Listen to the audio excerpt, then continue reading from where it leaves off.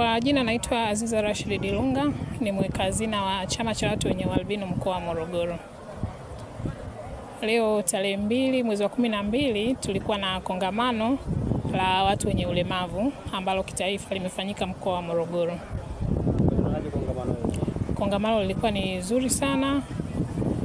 Tumeweza kujifunza vitu mbalimbali, tumeweza kujifunza ukatili wa kijinsia, tumeweza kutambua haki na wajibu wa watu wenye ulemavu. Vile tumeweza kutambua tumetambua haki za watu wenye ulemavu, kwamba ni haki zipi ambazo za kwetu sisi watu wenye ulemavu. Kwa mkoa wa Morogoro, kwa kuwa ni wenyeji wa maadhimisho haya, tumejiandaa vizuri sana kupokea wageni wetu, kwa sababu Morogoro ina amani, ina furaha. Kwa hiyo tunaipokea kwa furaha maadhimisho yetu haya ya watu wenye ulemavu ambayo tunatarajia kuyafanya kesho tarehe 3 mwezi wa 12 2025.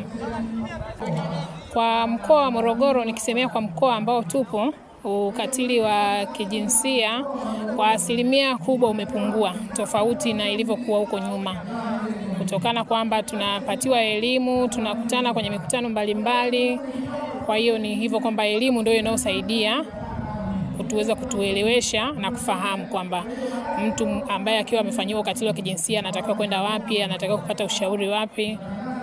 Kwa upande wa serikali, kwamba tunachoshukuru kwa sababu kwa taasisi yetu ya TAS kwamba tuna wafadhili ambao ni Standing Voice, ambao ndio wanatushughulikia moja kwa moja kwa masuala ya kliniki ya ngozi, ambayo kwa mwaka huwa inafanya mobile clinic mara 2 kwa mwaka, ambao tulifanya mwezi wa 4 na mwezi wa 8 pia tulifanya kliniki hiyo.